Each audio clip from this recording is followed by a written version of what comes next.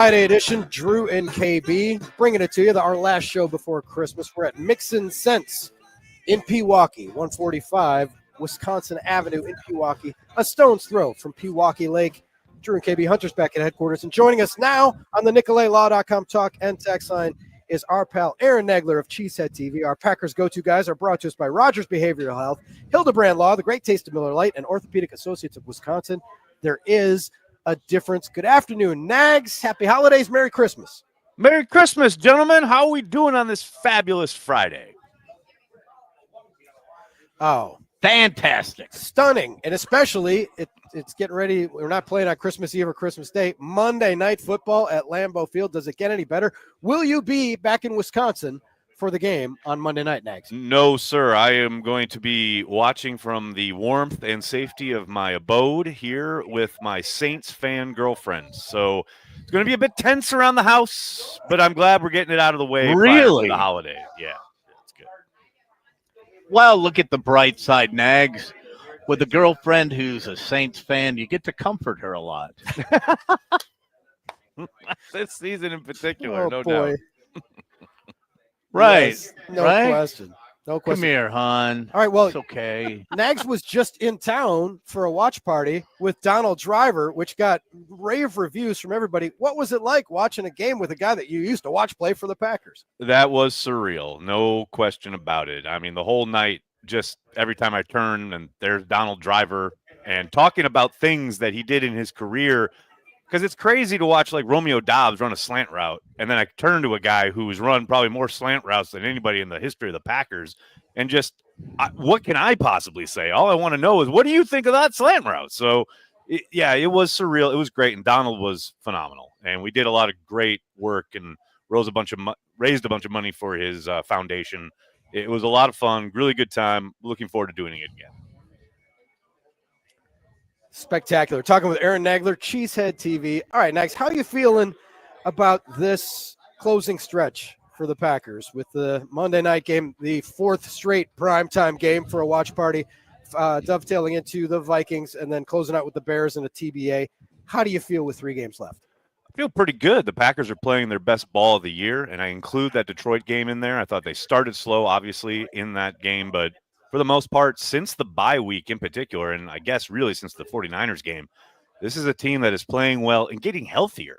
That's the key thing, obviously. You want to be playing your best ball down the stretch into the playoffs, hopefully, but you also, we know, we've seen it so many times, teams that, navigate the injury report the best, oftentimes give themselves the best chance to compete in January. And I got to say, getting that first injury report this week, it was almost shocking. We're so used to the CVS receipt looking, long list of guys. And there were literally 5 dudes on the report, and only 2 of those did not practice. So, I mean, you talk about hitting things at the right time. I think they're playing well. They're playing well on both sides of the ball, and they're getting healthy. And that's a really good formula heading into late December. Well, Nags, we had a smart and good-looking listener point this out the other day, and I'm sure that you will appreciate this. Okay. And seriously, back in if you go back and I've got a Notre Dame background, they won national championships every 11 years, 66, 77, 88. And this smart and good-looking listener pointed out that the Packers won in 97, 14 years. And then for 97, 14 years, 2011, 14 years, it's 2025. It is indeed. I mean, I'll take it. So I'll take anything. I'll hang my hat on that for a while, at least for the next few months. I mean, the fact that their last championship came during a run where they were the 6th seed, that you don't need to even decry the fact that you didn't win the division. If your idea is, okay, we'll just be road warriors, win those 3 games, and go play in a Super Bowl, I'm down with that. A lot of echoes there, and KB's into the numerology, and if that's what gets you through the night, whatever works, right? There you go. Whatever you want to hang on to, and why not? Yeah, and the health thing is amazing, and there are other aspects too.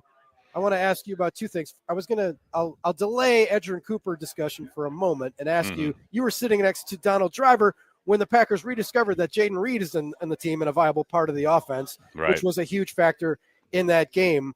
What's your take on his arc? I know that they spread the ball around. It's not like they were freezing him out or he was in the doghouse. What's your take on what happened with Jaden and what he can bring in these final games? Yeah, I think, I take Matt at his word when he's talking about, look, in the moment, I'm not thinking about, oh, everyone's got to play. It ain't T-ball, right? You do want to have on your play sheet a number of calls for each guy. And certainly you want to be thinking about Jaden Reed throughout a course of a game where maybe coaches, sometimes play callers get caught up in, oh, what are they doing defensively? What schematic can I utilize here to best take advantage of it? Rather than the old adage, don't think X's and O's, think Jimmy's and Joe's. Think about your best players. And Jaden Reed is certainly that. One of the best players they've got on the offensive side of the ball. I don't think the way, he obviously, I think, had 2 targets in the Detroit game. I think that was more just happenstance of how the play calls went and the situation, etc. You saw a concerted effort to get the ball in his hands in Seattle. I think you'll continue to see that down the stretch here. But like you pointed out, I don't think it's anything he did. I don't think it's, a question of freezing him out or punishing him or anything like that. I just think that just happened to kind of manifest itself in Detroit. Unfortunately, because I think Jaden can help you win, but I don't think there's no larger game afoot there. All right. What about Edgerrin Cooper and his emergence? He's got that look of somebody special. Who's a comp for you, the way he's splashing? I mean, people are talking about Clay Matthews. Who's the comp? It's crazy, right? Because it's so clear that he is a special player, and he hasn't played a ton. But when he does get on the field, you see how he erases things. I mean, he is a big eraser for whether it's somebody trying to get down the seam and he can flip his hips and just kind of erase him in pass coverage, or just obliterating angles as far as guys trying to get outside and they think they have the edge on him, and he just closes ground so fast. I mean, you saw it in his pass rush as well. To me, I don't see, it's hard to come up with a Packers type or a Packers player when I'm thinking of comps. It's just it's been so rare and kind of unusual in Green Bay to have this type of athlete at that position. Honestly, he reminds me of Fred Warner. And I know that's lofty praise, but man, that's the type of player he could become. That's how special he is. He's undoubtedly athletic enough. He's got to become consistent enough, and he's got to get on the field a whole hell of a lot more. But if he can do those things, that's his ceiling, I think. I think a lot of people, Nags, if you ask them who's the Packers MVP, the default is always the quarterback, and Sure. Jordan Love, of course. Josh Jacobs is in that discussion, but that's tired. Who's the unsung hero of this team? Who is the guy that people might not notice that you would say, oh man, without him, where would they be? And I'm leaving Malik Willis off the table in this discussion. Right. Who is the unsung hero of this season of a guy who's played more than Malik Willis? That's a really good question. I mean, it's a bit of a cop-out. I would want to go with all 5, but I'll go with one offensive lineman. I'll go with Zach Tom, the guy who's been there all year long, played at an insanely elite level. I can think of one bad play from the guy all year long. Again, I would probably want to, name check all 5 of them because, look, none of the stuff they're doing on offense, including whatever Josh Jacobs is doing on the ground, none of that happens without the offensive line. And I think, yes, we saw them kind of get off to a rough start in Detroit, but again, you saw them really bounce back not only last week in Seattle, but during the Detroit game. So I think that's something that doesn't get talked about near enough when we are talking about Josh Jacobs, Jaden Reed, Jordan Love has been playing outstanding. But all of that starts with the guys up front. Give me the big uglies. Give me Zach and all his buddies. I agree, and I was just interested to see which guy you'd go with because Josh Myers is on a drive and he's playing well. Like a lot of those guys are playing well, but Nags, to bring things back to baseball, as people accuse me of doing, given my fingerprints, is a You're just on brand, man. You're just on brand. Nothing wrong with that. But the teams that are successful are usually the teams that use 5, 6, or 7 starters, not the teams that use 20 starters the way the Brewers kind of did last year. They've had the 5 guys intact virtually the whole season, and that never happens. Makes you think that something special could happen because that's part of the reason their record is what it is. Yeah, absolutely. I mean, it's interesting to think too. At the beginning of the year, coming out of the summer, remember Jordan Morgan was somewhat inserted into the starting lineup and then was kind of rotating with Sean Ryan, then got hurt, put on the shelf, got back, put on the shelf again. Now he's done for the year. I would have been interested to see his growth throughout the season because there's undoubted, unlimited kind of potential there, right? But I tell you what, in his stead, Sean Ryan has really grabbed onto that job and played very well and at an incredibly high level. So it's going to be fascinating to see next year how that kind of sorts itself out. But there's no doubt this year, to your point, the way they have been able to play the same 5 guys for the majority of the season, that bodes well heading into the postseason, no doubt. And it's not just injuries, KB. People get on the training staff when guys get hurt because that's what people do, right? That's what they do. It's not just injuries because you can also lose a job because of performance. Yes. And guys will shift seen, this guy's not don't forget last year they were rotating at left tackle and right guard throughout the majority of the season. Not seeing any of that this year. So, I mean, Rasheed Walker's clamped down that job. As you mentioned, Josh Myers has been a bit more consistent, and Zach Tom, man, I mean, he should be at least a Pro Bowler. He should be in the conversation for All-Pro. I doubt he will be just because it's such a name recognition game, and I think he's a year or two away from that happening, but he is certainly playing at that level. Well, I can tell you what this guy wants for Christmas is I want the Packers in the playoffs, but I want them to keep their spot in the third place in the division, so they get the third place schedule. I'm down going with it, into next. Oh, how good is that? Going into next year, if they're this good and they get the third place schedule, giddy up. It's not. I mean, I totally agree with you. It's something I mentioned a couple weeks ago on Cheesehead TV. That is a tantalizing prospect, but we know year to year it's hard to peg how teams are going to be, how good or bad they slide. Or improve. It is, but I hear you, man. It's nice not to have to play that first place schedule. And look, I mean, we're going to have tough matchups regardless, but man, we know we get to play the Bears twice, so that's 2 wins automatically out the gate, and that's all that matters. Talking with Aaron Nagler, Cheesehead TV here on the Drew and KB program. We won't get to catch up with Nags on Monday because we don't have a show because pregame coverage starts at 3 o'clock. Big game.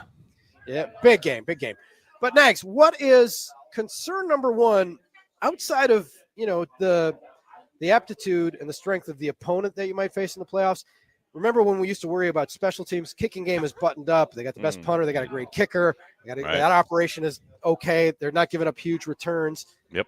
What aspect of this team could be its downfall or has you most concerned? Because they seem to be humming pretty consistently in all phases. It's finding consistency in the pass rush. And I know the kind of bell ringing we've heard the last couple of weeks has been they can't get home with 4. Well, then Hafley has responded with some more pressures, a few more simulated things. Like they've been able to get to the quarterback. Now they did that against Seattle, who is a very poor pass protecting team. They took care of business. That's what they should have done. But can they keep that up against the better units in the league? That's, to me, the number one, how they will rise or fall in the postseason, because they're going to move the ball. They're going to score points. Hell, they're scoring 30 a week, and they still haven't really hit their stride on offense. That's what's crazy. Yeah. But they're still scoring 30 a week. They can do it on offense against anybody. I'm not worried about that. You talk about that on the defensive side of the ball. They've come to play in the run game for the first time in living memory. They can actually stop the run, but can they get to the quarterback? To me, that's how this Packers team will rise or fall in the playoffs. No question. That's fascinating because only in Green Bay and Titletown can a team put up 34 games in a row and you say, yeah, but they had three and outs between the third and fourth quarters. Is it wrong? I mean, I think part of it is comparison too, because you're watching like the Lions really feast on people and put up 50 every once in a while. And you're like, well, we should be doing that. And they could have been doing that against the 49ers, against the Seahawks, whatever, but they stub their toe and they get in their own way and they just kind of play with their food, and then it's the end of the game. And, we need a dagger. Okay, now here's a 30-burger. So I do think we're a bit spoiled, but, hey, man, the talent's there. The sky's the limit for that team on offense, no question. All right, I have to bring it up, and it'll be much to AB's chagrin, but with the holidays and people having downtime at home, people are going to look for something to watch on the television. They might go to Netflix. On the television. And fire up the Aaron Rodgers documentary, I don't. Enigma. I've been told I'm in it. You are in it. I saw your clip. I saw your clip. I had someone clipped out all the Packers stuff and sent it to me, and there you are. Yeah, me and Needles, I think. But that's back in the day. I'll probably watch it at some point, but the stuff that's coming out, especially the stuff that the Packers had to massage this week that Ted Thompson didn't really tell everybody to take Jordan Love, where are you on this? Where's your level of interest on it? You're actually in New York where people talk about it more than anywhere else other than on ESPN. Right. What's your take? Well, I had no interest in seeing it for the whole kind of off the field, going to try ayahuasca stuff. Like, I don't care about any of that. But, like I said, someone sent me they clipped all the Packers stuff. And because I had joked about it on Daily, I was like, I would watch if it was a Packers thing. And they said, oh, there's some football stuff. And so they clipped it and sent it to me. And I will say some of it is really interesting and fascinating as far as like Packers history and that moment in time. But man, the whole clip that was in question yesterday that LaFleur got asked about, where LaFleur says, and Ted Thompson thought it was too good to pass up. He wasn't talking about Jordan Love. That's literally what Ted himself said about Aaron Rodgers when they drafted Rodgers. But it's purposely clipped to take the shine off of Goody. That's how petty 12 remains. Did they have the 6? Did they have the 60 Minutes guys edit that? I was wondering. Oh, hello. Well played. Well played, sir. I don't know, but it is edited and it is obvious. It didn't smack of oversight or anything, or it did seem a little No, bit. it's very, very deliberate. We're on to New Orleans. We're on to Jordan Love. Yes, sir. Life is good Correct. here. I mean, but very good.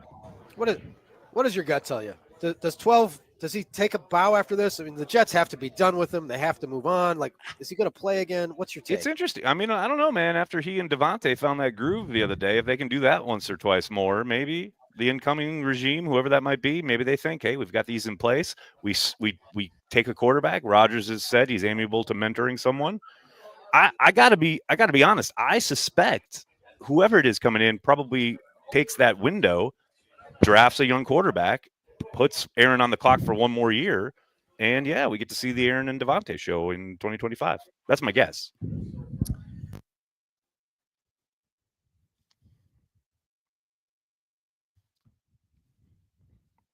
All right, we seem to have lost Drew and KB. Oh, now they're back. Here we go. Seem to have lost Nags. Yes. No, as I was saying, it's like, they may, REO had a shoe. Okay. REO had a few good shows in him at the end, too. So, fantastic. The Speedwagon. Throw some of the hits out there. Thanks for hanging out. Yes. Have a great Christmas, Nags. Merry Christmas, and Nags. You and your girlfriend. Merry Christmas. Merry Christmas, boys. Sometime next week. Absolutely. Well, we'll talk to you after the game. All right. Go, Pack, go. All right.